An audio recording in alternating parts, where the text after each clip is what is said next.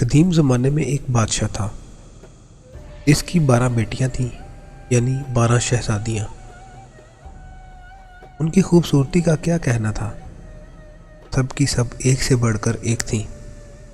بادشاہ نے ان کی شادی کرنے کا فیصلہ کیا تو اس کو ایک حیران کن راز کا پتہ چلا کہ شہزادیاں رات بھر رقص کرنے کے لیے جاتی ہیں، مگر کسی کو بھی نہیں پتہ تھا کہ وہ کہاں جاتی ہیں۔ بادشاہ بہت پریشان تھا۔ اس نے قلعے کے سب دروازے بند کروا دیے تاکہ شہزادیاں باہر نہ جا سکیں، لیکن اس کی تمام کوششیں ناکام ہو گئیں۔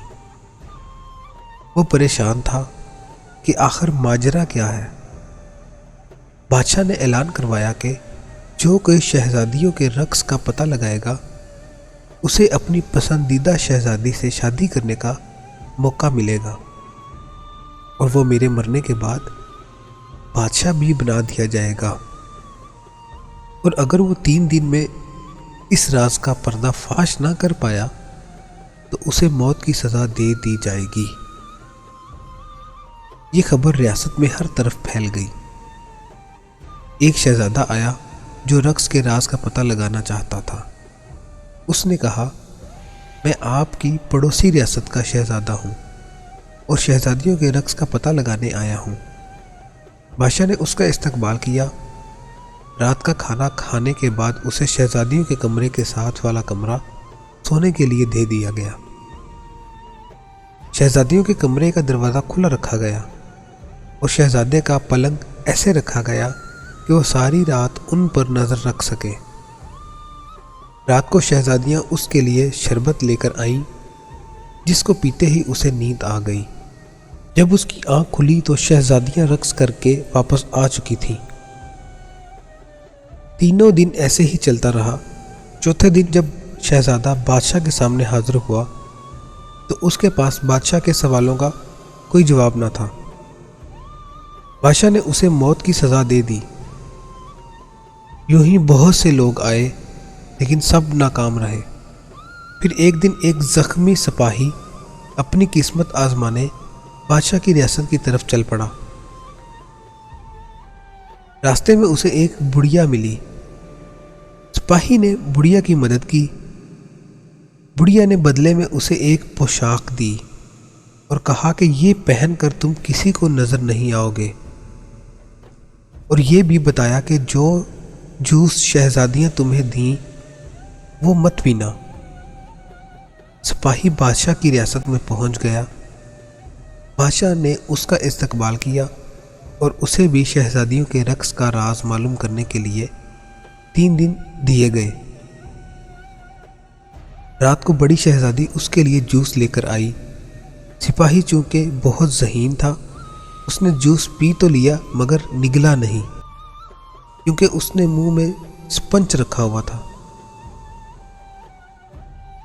جیسے ہی شہزادی کمرے سے باہر نکلی، اس نے سپنچ منہ سے نکالا اور سونے کی اداکاری کرنے لگا۔ شہزادیاں اس کو سوتا دیکھ کر خوش ہوئیں اور رقص کرنے کے لیے تیار ہو گئیں۔ سب سے بڑی شہزادی نے اپنا پاؤں زور سے اپنے پلنگ پر مارا تو وہ زمین دوز ہو گیا، اور پھر ساری شہزادیاں اس خفیہ راستے سے نیچے اترنے لگیں۔ سپاہی یہ دیکھ رہا تھا۔ اس نے بڑھیا کی دی ہوئی پوشاک پہن لی اور ان کا پیچھا کرنے لگا۔ آدھا راستہ اترنے کے بعد چھوٹی شہزادی کو شک ہوا کہ شاید کوئی اس کے پیچھے ہے، مگر پوشاک کی وجہ سے سپاہی کسی کو بھی نظر نہیں آ رہا تھا۔ پھر وہ سب سے خوبصورت حصے میں پہنچ گئیں، جہاں درختوں پر لگے پتے چاندی کے تھے۔ سپاہی نے ثبوت کے لیے ایک پتا توڑ لیا۔ اس کے توڑتے ہی ایک زوردار آواز آئی جس سے سب ڈر گئیں۔ آگے سب پتے سونے کے تھے۔ سپاہی نے ایک سونے کا پتا بھی توڑ لیا اور آگے جا کے ایک ہیرا بھی ثبوت کے لیے لے لیا۔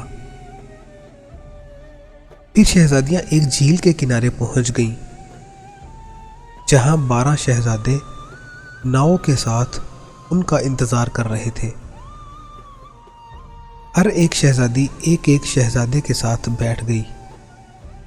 سپاہی چھوٹی شہزادی کے ساتھ بیٹھا رہا اور سب جھیل کے دوسرے کنارے پہنچ گئے جہاں ایک عالی شان قلعہ تھا اور وہاں ساز بج رہے تھے اور اس کی دھن پر سب شہزادیاں رقص کرنے لگیں۔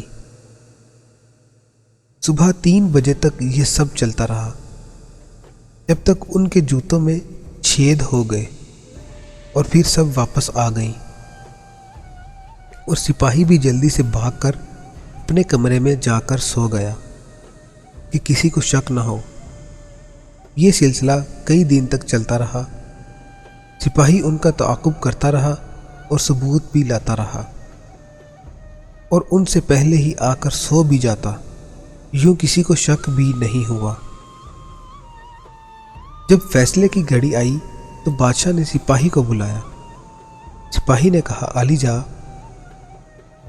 سبھی 12 شہزادیاں اپنے کمرے سے زمین دو سرنگ سے جاتی ہیں جہاں ایک قلعہ ہے۔ اس نے ثبوت بھی دکھائے۔ شہزادیوں نے یہ سب مان لیا۔ بادشاہ نے اس سپاہی کو خوب انعام سے نوازا اور پوچھا، میری کس بیٹی سے شادی کرنا چاہتے ہو؟ اس نے سب سے بڑی شہزادی کو پسند کیا